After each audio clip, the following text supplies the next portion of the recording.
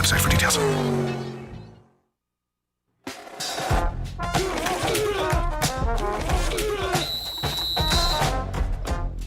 Get your notepads out. Get your recorders out. Whatever it takes to make sure you don't miss the sage advice from the handicapper extraordinaire, Kevin Stone, on What's the Line? And here is your handicapping guru, Kevin Stone. Well, he's actually on the phone line with us this morning. Kevin, good morning. Good morning, Tom, and Merry Christmas Eve to you today. Merry Christmas Eve to you as well. You got all your shopping done and everything? Got, dad, stepmom, all that bought for everybody ready to go? Oh, yeah, everything's all done, ready to go, and a lot of online stuff this year. Well, your What's the Line might as well be online. You know what I'm saying? Or might as well. Hey, let's talk for a minute before we get to the card. Let's talk for a minute about the best team in the state of Florida. And according to the UCF Knights, that's them. And there ain't a whole lot of people that could argue with that. State champs. They finished the season 9-4. The best record of any team in the state of Florida. Better than Miami, better than Florida State, better than Florida. First time a team, by the way, this is the first time a team not named Florida State or Miami from the state of Florida has beaten the University of Florida in football game in 118 years. Yeah, I did see that while the little stat flashed on the screen when I was watching it. Yeah, that was a good one. Who knows? Obviously, UCF seemed like they were a little bit more passionate about that game. That they cared more. Were you surprised?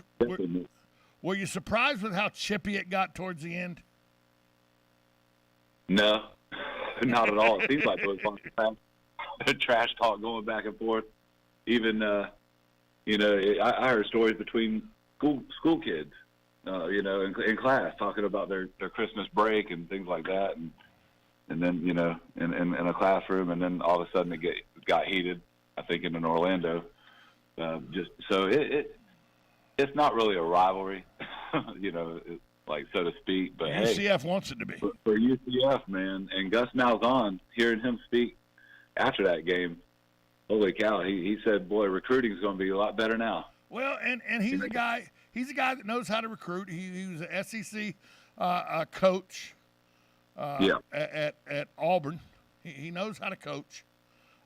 Took the UCF job after a while away from football, but UCF will benefit from this. They'll also benefit from the Big 12. That's going to help them. I think going to the Big 12 out of the American Athletic Conference might help them a little more in recruiting than beating Florida. Yeah, tremendously. Yeah, that's a big conference. That's something to hang your hat on. It just looks better. Cincinnati's going over, getting out of that too. So. They're going into a bigger conference as well, I believe. So they are. It wasn't just a fitting way for the Florida football season to end, though. Yeah, it was. And you know what's scary is it seems like a lot of those guys are going to be back next year. Am I right? I mean, not Emory Jones, but what are they bidding on? I mean, I didn't see a lot in recruiting, but maybe the transfer portal. Well, and Napier, look, the first year under a new head coach, anything you get a winning record is gravy because he's got to put his system in. He's got to get his kids in here. He's got to get guys that he recruits to play his type of – look, Napier's going to run the football. Okay, he's going to play Alabama pro style. He's going to have a drop-back quarterback. He's going to have he's going to run the football just like his mentor Nick Saban does. You're going to see the blueprint. What Alabama does is what Billy Napier is bringing. It's what he brought to Louisiana. Louisiana lost one football game this year. One. Right. Okay. Yeah. So he's a good coach. You could try all you want to be like Bama, but you better get those Bama studs. Well, that's the thing. And by the way, on early signing day, he got a 5-star that nobody thought he was going to get. And he got 2 4-stars nobody thought he was going to get. Yeah. I agree. I mean, that's definitely something to look forward to. It's better than what you have. Like they said, the first year, I've always heard in coaching about like 4 years. The first year, you lose big. The second year, maybe you lose a little bit closer. The third year, you win those close ones. And by the fourth year, you better be winning big. And that's about how it goes. So we'll this. See. Think about this. Out of the big three, although UCF wants it to be the big four. So let's go with the big four. Out of the big four, yeah. Florida State's coach will have the longest tenure of any of the coaches. Mike Norville will have, this will be his third year, I believe, coming up, or his fourth year. Yeah, third year. And and the second seniority in that group, Gus Malzahn in his second year at UCF. You got it. Yeah, Florida and Miami starting fresh. Cristobal and Napier, both brand new football coaches at Miami and Florida, respectively. So it's going to be a crazy football year again in 2022 in the state of Florida, if you ask me. This is Florida State's chance to maybe get back on Florida. They did beat Miami this year after blowing a big lead and then get back in that game and winning it. So maybe this is Florida State's chance to get back on top. Although UCF will tell you they're still the state champs. Hey, let's start looking at your card, Kevin. We got four games this week. Got 4 games we're going to check out this week. First one in college football, it's Mississippi State, the Fighting Mike Leaches, against a team he used to be the coach of, Texas Tech. Yeah. The line is Mississippi State minus 9.5. The over-under is 58.5, and I'll be honest with you, I have no idea what bowl game this is. Oh, you know what? That's a good question. Who knows? These days with so many cancellations and pulling out. Well, yeah, Rutgers at 5-7. Rutgers at 5-7 get to play against Wake Forest because you know why? Because at 5-7 they had the best grade point average of any 5-7 football team. Oh, is that what it was? That's the GPA. That's the tiebreaker. Rutgers had a better grade point average at 5-7 than anybody else at 5-7, so they get the nod, and they're going. So, like what you said, with this COVID year, you have no idea what bowl game it is, who's playing who, but it is Mississippi State, Texas Tech, and it's the Liberty Bowl. It's the Liberty Bowl, Mississippi State is a 9.5-point favorite in this game. Yeah, 9 in the hook, and dude, check me if I'm wrong, but I'm pretty dang sure that Mike Leach is still in an ongoing lawsuit with Texas Tech. He is. Over them having unpaid wages or something like that. Maybe like a wrongful termination where he feels like they still owe him money, a bunch of money. So yeah, he still thinks they owe him money. Yep. Yeah. So bottom line, man, is if anybody has, any type of motivation in any of these little lower-level bowl games, it certainly is Mike Leach. I think he's going to want to blow out his former school and absolutely, just hammer them as bad as he can. Plus, Mississippi State has covered 5 of the last 6 games. They didn't in the finale, the state rivalry against Ole Miss. But before that, they're on a pretty good little roll. So I will lay that 9.5, 9 in the hook, and go ahead and go with them Bulldogs from the SEC. You're going to lay the 9.5, go with the Bulldogs, minus 9.5 versus Texas Tech at the Liberty Bowl. That is in Memphis, Tennessee. There'll be some folks. The 2 places that you really are suspect about bowl games. Well, 3 places really. The Orange Bowl because you got South Beach. Yes. The Sugar Bowl or the R&L Carrier Bowl because you have New Orleans. There you go. And the Liberty Bowl because you got Beale Street in Memphis. Oh, Memphis, Tennessee. Yeah. So a lot of fun could be happening. I think the over is a good bet here at 58.5 because Leach is going to score a bunch of points, and so is Texas Tech. So I like the over in that game. Then we go to the NFL. We jump right into the NFL. We go to the Browns and Packers. Green Bay is hosting the Browns. Green Bay is a 7-point favorite. The over-under 45.5. Yep. Yeah, got a little bit of, Christmas Day NFL football and tomorrow on a Saturday, so that's always nice. But how's COVID COVID's giving big issues and big problems to the NFL as a whole. it is messing everything up, man. I mean, I don't care if you're involved in fantasy football or the lines. I mean, it's so weird. I could do a show on a Friday and turn around by Sunday. We could have 5 different things go on, and and by the way, everybody's freaking out over this Omicron variant because it's so contagious. Right. Only one person confirmed dead in the United States from Omicron. One. Yeah, ever, and I bet he wasn't a stud athlete either. One. It's so ridiculous. These protocols that they put in place in the NFL are ridiculous. Were they put in place in a lot of places? Well, they did. They did. But yeah, you're right. For the NFL to go along with these shenanigans and BS is absolutely ridiculous. I've lost all respect between this and honestly the officiating. This is one of the worst years I can remember in a long time. I will love to forget the 21 season. I mean, the Browns were decimated last week with COVID. They had all kind of people out with COVID. And they damn near still won that game against the Raiders. They almost did. They played really good with them. Yeah. So you got Green Bay -7, the over/under 45.5. How you see this game playing out? Yeah. Well, so I took Green Bay last week to cover the 5. They're up by 14 with about 5 minutes to play. I'm kind of feeling pretty good. Then Tyler Huntley happened, and then for the Ravens to go for 2, Tom, at the end of that thing, when I'm thinking, hey, kick the extra point, I can still cover 5 in an OT. But, oh, man, I was just a kick in the you-know-what. But with all that said, I still like the Packers. They're still 11-2 now instead of, last week 11-1. But 11-2 against the spread in their last 13. 6-0 at home against the number this year.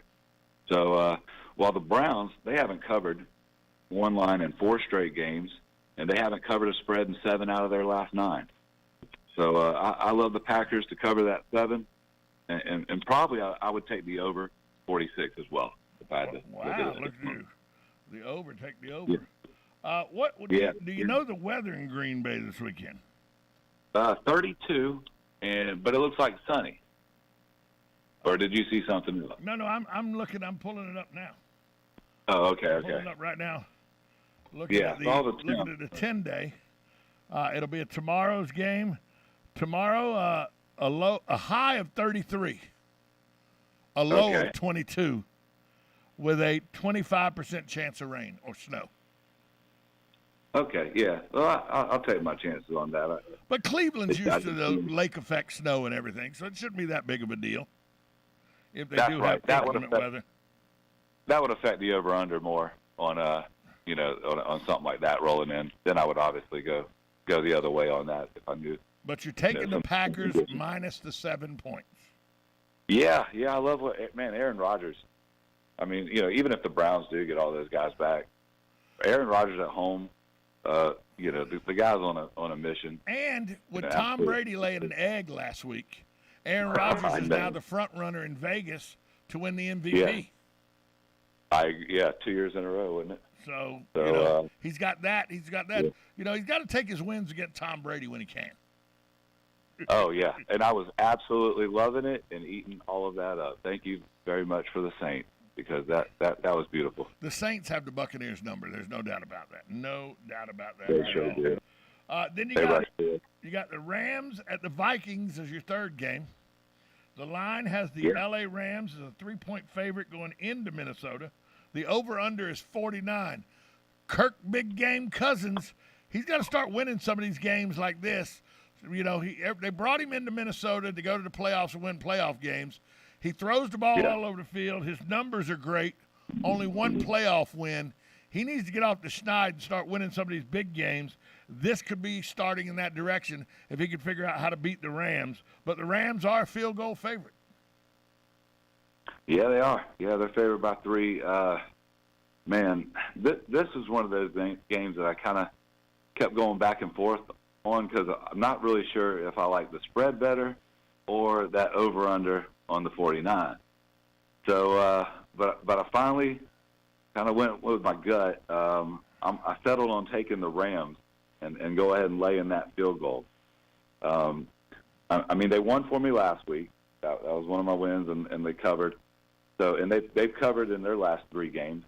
I feel like the Vikings, they're like you said, man. Cousins is good. I love what Justin Jefferson's doing, but I'm just not all that impressed. Like, I feel like they're a decent team, but that win the other night against Chicago sure wasn't that great, you know.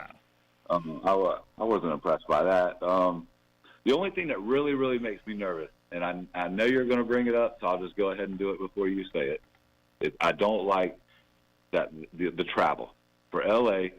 coming off a short week where they just played on Tuesday night. Remember, you know. Yeah, but they're only coming 1.5 time zones. They're not coming all the way to the East Coast. They're just coming to Minneapolis, so they're only coming to the Midwest. They're not coming all the way. So that's in LA's favor instead of coming all the way east. And here's another thing in LA's favor that you hadn't thought about, or you may have thought about it, just didn't mention it, is Matthew Stafford is the quarterback for the LA Rams. Matthew Stafford is not going to be surprised by the Minnesota Vikings or anything they do on defense because he's played his entire career till this year 2 times a year against the Minnesota Vikings because he was in the NFC North with the Detroit Lions. So he's not going to be surprised by anything that the Vikings throw at him defense-wise. No, great point. I mean, he's seen it before. So, a lot of times before. Multiple occasions. So that's even more, of a factor. Yeah, like you said, they got to go on the road, but I like what the Rams. They feel like they're starting to click. You know, they kind of stumbled out of the block a little bit, at the beginning of the year, but they're still right in that hunt for Stafford really looks good too. He really looks good. He does. Yeah. Him and Kupp. Cooper Kupp. God, I mean, there has been a lot of great Rams wide receivers. I mean, Torrey Holt. You've had, Isaac Bruce. Just tons of them. By the way, Cooper Kupp is statistically the best. By the way, speaking of that, the Kurt Warner movie comes out tomorrow. The movie that chronicles. Oh, actually, tomorrow, Friday. No, tonight. Comes out tonight. It premieres tonight. The movie that shows you Kurt Warner, who became an NFL Super Bowl winning quarterback, and how he started. He was bagging groceries at a grocery store in Iowa, playing for the Iowa Barnstormers in the Arena League, and parlayed that into a gold jacket in the NFL Hall of Fame. That movie premieres tonight, and he was part of that Best Show on Turf that you talk about with those guys from LA at the time. They were in. They just really they would outrun you is what they would do. They would just say, "Hey, it's a track meet. Try to beat us." There you go. And they did a lot. So Cooper Kupp would have fit in good with Kurt Warner and those guys. He would have. Yeah, he's been doing it with everybody. Jared Goff, Matt Stafford. The guys just, statistically beating all of them. More touchdowns, more yardage, everything. Best ever. So the Rams at the Vikings, you're taking the Rams laying the 3 points. And then finally, the game you pick, and I know why you picked this game. You picked this game because this is the softest game on the schedule. Exactly. Okay? You got the L.A. Chargers and the Houston Texans. The L.A. Chargers, a 10-point favorite. The over-under is 46. Come on, Kevin. You got no problem laying that 10 points. No problem at all, man. 10's usually a big number in the NFL, but not against Houston. No. The Chargers are 4-2 versus the line, and they're in all their 6 road games so far this year. They've covered 6 of their last 8, overall on the road. Houston is just really bad, man. Everything I've seen and watched of them this year, constant struggling. So, and I don't see it getting any better this week. I mean, Chargers are good. Justin Herbert is the real deal. I think LA should have they should have a nice thing going for many years to come with some of their young talent. Were you surprised with how far the Texans fell just without Deshaun Watson? That's all they're missing from last year where they were a winning football team. Yeah, they were. Obviously losing Hopkins a couple of years ago. That's starting to. They have 0 running game. That's why Watson said he didn't want to be there anymore. Is they gave away all his help. They did. That's right. And right after he signs one of the biggest extensions. Yeah, ever. well, that biggest extension is the reason why he doesn't have any help, by the way. They don't want to admit that. They don't want to admit that, Deshaun Watson don't want to admit that. But when you roll the Brinks truck up to one player, you can't sign other players. It's not baseball. You can't pay them all. Tom Brady showed you the way to win is instead of taking $28 million, take $17 million, and that way the other $11 million can go buy other players. Yeah, I will admit he did. He definitely did that. He sacrificed. I mean, sacrifice is a big word, but I'll take $17 million. Yeah. It's between him and Giselle. I think they're okay. Neither one of them grandkids will ever work a day in their life. But yeah, man, give me the Chargers in this one. I'll lay that tip. Easy. Chargers laying 10. Chargers 10, Lynn, you're taking them. So Mississippi versus Texas Tech, Mississippi State versus Texas Tech. You're laying the 9.5 points, taking Mississippi State. The Browns at the Packers, you're laying the 7 points and taking Green Bay. The Rams at the Vikings, you're laying the 3 and taking the Rams. And then the L.A. Chargers at the Texans, you're taking the 10 points, laying the 10 points, and taking L.A. So you're taking all the favorites this week. All favorites, and no over-unders. No over-unders. Hey, so we got about 3 minutes left. Let's talk about something that happened it was announced over the last week that I have a real big problem with. And that's the NCAA saying, or the championship committee saying, forfeits are possible in the playoffs. Come on, man. That's ridiculous. Yeah, you're going to tell me you're going to hand a trophy? Or, by the way, if neither one of the teams can play the game, they'll just call it a vacated championship and won't even play the game. Won't even play the game. So, what about if everybody gets COVID protocol? Georgia, Alabama, and Michigan. Cincinnati doesn't even have to play a game; they win the trophy. Yeah. Oh, you don't think they're praying for that? I promise you. That's the only chance they got of winning it. Yeah, they're absolutely. And I want to say that Georgia's dealing with it. I think JT Daniels is suspect, and I think their offensive coordinator and their O-line coach. Yep. Both have it. Both have tested positive. That's your boy right there. Lunkin. Yeah. So send him some get well stuff, man. You got to get that guy in that game. Well, I don't think the offense is going to be I don't think I think him being there or him not being there, that offense has to score some points against Michigan, and I'm not real sure they can do that. I'm not real sure they can do that. No. I mean, Stetson Bennett, he's a midget. He's so little back there. I mean, it's ridiculous. That Aiden Hutchinson for Michigan's defense is for real. I mean, we all talk about Georgia and Alabama. Well, Georgia's defense got exposed to the pass. Badly, and that's what Michigan can do well. If they can't get pressure, if they don't get pressure on the Michigan quarterback, it could be a long afternoon for a team that up until the SEC championship, everybody was given the walk to the national championship game. Yeah, they looked the most dominant over the regular season than anybody, and then yet now you feel like Alabama almost gave everybody the blueprint, and that it's just on how to attack them, and it is downfield with bombs, and Cade McNamara can sling that rock a little bit. McNamara can throw it around the yard. And by the way, the head coach at Michigan knows a thing or two about quarterbacks. He knows a thing or two about quarterback. We'll get more into that next week, as that will be the focus. I'm sure. The focus, will be on the board. The national championship tournament will be on the board. I'm positive of that. Kevin, do you know where you'll stand for the year? Oh yeah. I'm out of 80 games. Took a 1-3 last week. Those Packers, but I'm 39-41. So little under 500. For like I said, this is one of the worst years I've ever had. At least in 3 seasons. I can't explain it between. We got 2-minute meetings. We got this weekend to go. So Kevin, talk to you next week on What's the Line with Kevin Stone. See you, Kevin. Right, Merry Christmas. The Source.